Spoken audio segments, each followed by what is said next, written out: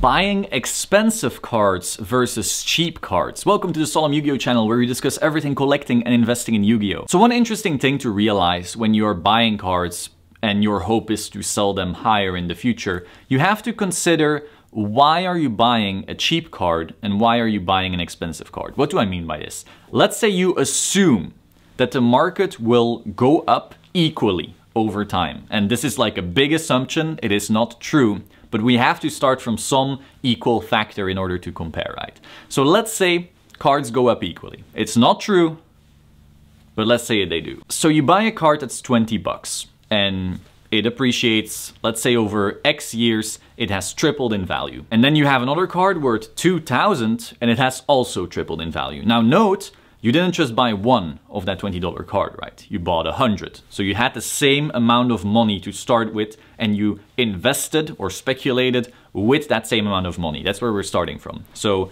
2,000 bucks worth of 20 bucks cards and then 2,000 bucks for one 2,000 buck card. There's pros and cons to both strategies. In the expensive card department, where you bought one card, you waited for it to appreciate, and then you sold the one card, the obvious pro is that you're only doing one thing once.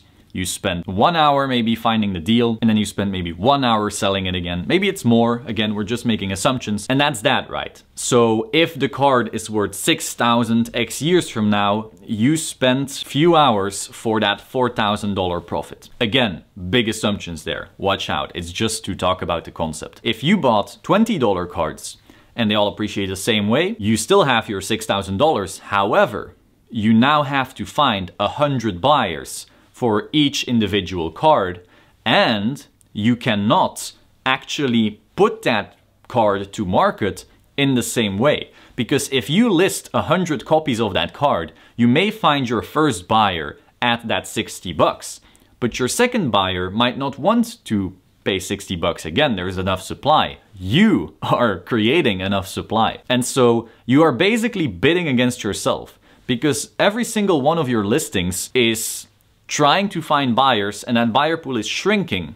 Because again, there's so much supply, your supply. Sure, maybe you bought all of those at once, which is again questionable, and maybe you did. So let's say your acquisition phase was the same amount of time. And again, big assumption, probably not true, but even if it was, you still need to sell these now to a lot of different people. You're gonna have to ship these cards out to 100 people, and probably not all at once. You may have a buyer on Monday, and then you may have another buyer on Friday, and another buyer 2 months from now, and so forth. And so you are actually involved in a very active process to get that same $4,000 that you got off this one card. So where here, let's say your acquisition phase was 1 hour, and then getting rid of the card was another hour, you spent your 2 hours on the $4,000. Here, your acquisition phase may have been 1 hour, and again, probably not true, but even if it was, your selling phase would be many, many, many hours, even though the profit is the same, right? Again, assuming that both appreciate in the same way or that they even appreciate in the first place. So that's the pros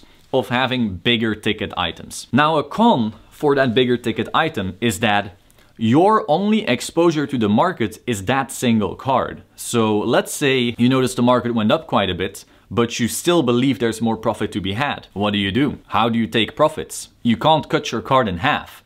The only thing you can do is either liquidate entirely or get fucked, don't liquidate at all. If the market then plummets or you want to decrease your risk by selling off a little bit, you can't. You only have one card. Your entire exposure to the market is one card. You can never take profits until you completely exit. And of course, if this specific card doesn't do well, that's it, right? You put your entire position into the one card. Whereas with the 20 bucks cards, maybe they're all different ones, you know, or if you need some profits or you want to decrease your risk by selling some of them, have your principal back and then just have the rest for free and watch them appreciate or not appreciate. You just sell them later and just get some profit. You can. You are perfectly able to sell only a few cards because they're all cheaper. So that's a very big pro for the cheaper card bracket. Your level of exposure is different and you can minimize your risk differently. Once again though, you are going to be spending way more time getting out of the position. Now another pretty major one, and this is going to be another pro for the expensive card, is that expensive high ticket items are luxury items, right? And so it might be easier to find an actual crazy buyer, you know, just a buyer with deep pockets who's like, I want that thing and I will pay a stupid amount of money for it. And so it is more likely, I want to say, to see more exponential growth on the slightly bigger ticket item than on the lower tier item. You know, if there's some Blue Eyes that was 2,000 at one point and you buy it and it goes up, it is more likely that it goes up real hard compared to a Blue Eyes that was 20, and therefore the supply was actually far bigger, you know. If something is more expensive, usually there is some reason. And so if the reason was scarcity or big demand or something like that, or both, it is more likely that that thing will see more exponential growth than the thing that was very, very available in the first place. So that's another risk for the smaller item category. If it is so cheap, maybe there's a reason for it being cheap. And so while it may appreciate, it may not appreciate quite as much as this other category. Again though, the video here is kind of assuming that they both appreciate simultaneously and just as much, but that's not necessarily a thing you can assume. Again though, it's very possible that you happen to bet on a bunch of small cards that ended up doing extremely well and that the bigger one didn't. That's also a possibility, but I'm just saying, you know, higher ticket items tend to attract higher ticket buyers, and higher ticket buyers tend to have, you know, more money to waste, and so it's much more likely that you have a very small, niche, centralized buyers pool who have the capital to bid against each other and just instantly increase the demand so hard against a very small supply, as we have seen on a variety of cards, you know, like your Ghost Rares, your Ultimate Rares, your LOB First Editions and so forth. So that's kind of like a bigger pro for the big card again. So what this video is essentially touching upon is that you don't want to be in camp A or B. You want to be somewhere in the middle. And this is once again like so often that I have to go in a video like, dude, it's not black and white, it's gray. And I know that's boring, but it's very important to grasp. Things just don't only go up, and things don't only go down. And things aren't just good or aren't just bad.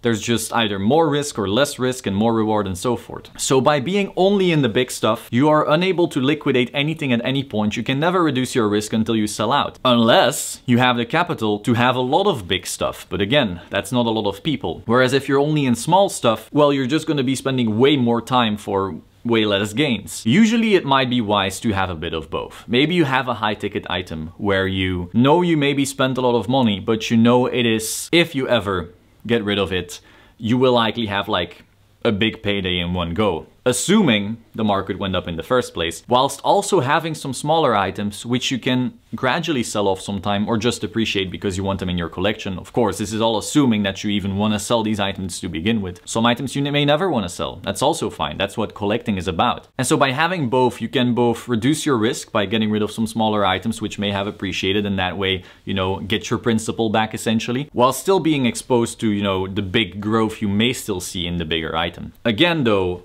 if you don't have the capital to be in both, it might not be wise to still go for it. You know, it's still a very speculative thing, but just something to think about. Now, there are people, and that is just from my experience talking to very big buyers lately, like Yu-Gi-Oh! People aren't aware of the type of people that are actually putting money into this. Like, some people think, oh yeah, but how can this card be so expensive if, you know, I'm at this YCS, and at this YCS, everyone's just playing the game, you know? But it's like, the people playing the game at YCSs aren't the people buying the big collector's items. Like, there's actual famous people, Silicon Valley tech kind of people who are, you know, in these markets, that are way beyond what little old me or little old you knows about or even has the possibility to talk to. And so, you know, these types of buyers, they never buy the cheap stuff. They don't care about the 20 bucks cards. They go like, oh, 10,000 bucks for this card? Okay.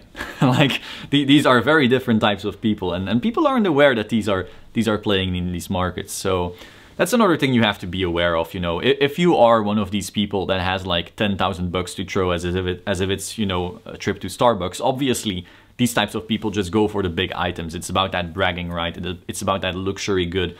But that's not really what we're talking about, I feel, when we're talking purely from the collector standpoint. These people are collectors, actually, mostly. Very often they don't necessarily need money from this type of thing as an investment, but they're never targeting the cheaper cards. And, you know, that's something interesting I wanted to give you today as well. Hope you found this interesting. Like, subscribe, and I will see you soon. Ciao.